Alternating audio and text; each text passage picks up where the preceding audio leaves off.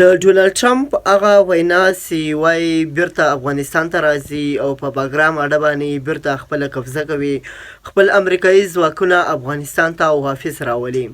نو د دغو خبرو په اړه باندې دغو ته مثبت جواب د طالبانو د بهرنیو چارو وزیر امیر خان متقي هغه وینا چې په دې کې دوی دغه خبره ردوي چې چاته هم اجازه نشته چې افغانستان ته راسي په دې ایربیس باندې بیرته قبضه وکړي. نو راځئ د امیر خان متقي دغه خبرې واورو.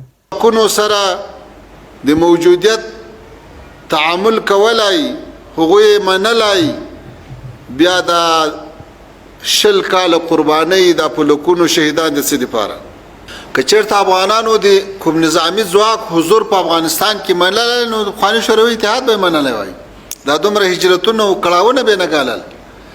که افغانانو بهرنی حضور منلی نو د امریکا او د ناټو او ورسره د 500 اشربانو هیوادونو حضور به یې منلی وای.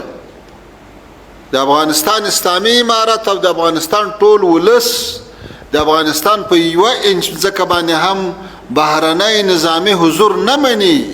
دا خبره دی جمهور رئیس ټرمپ هم د زړه په غوږو واوري، نور هیوادونه دې هم واوري چې موږ تعامل کوو، خو سیاسي تعامل کوو، ډیپلوماتیک تعامل کوو، اقتصادي تعامل کوو، د چا په نظامي حضور باندې په افغانستان کې اصلا خبره هم نه کوو. نو ټول دنیا ته دا اطمینان ده چې په ټول افغانستان کې یو نظامي فرد هم د کوم هیواد وجود نه لري.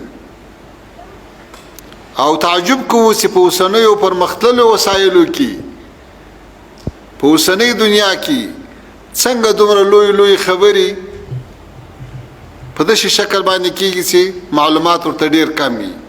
لہذا دا خبره هیڅ حقیقت نه لري.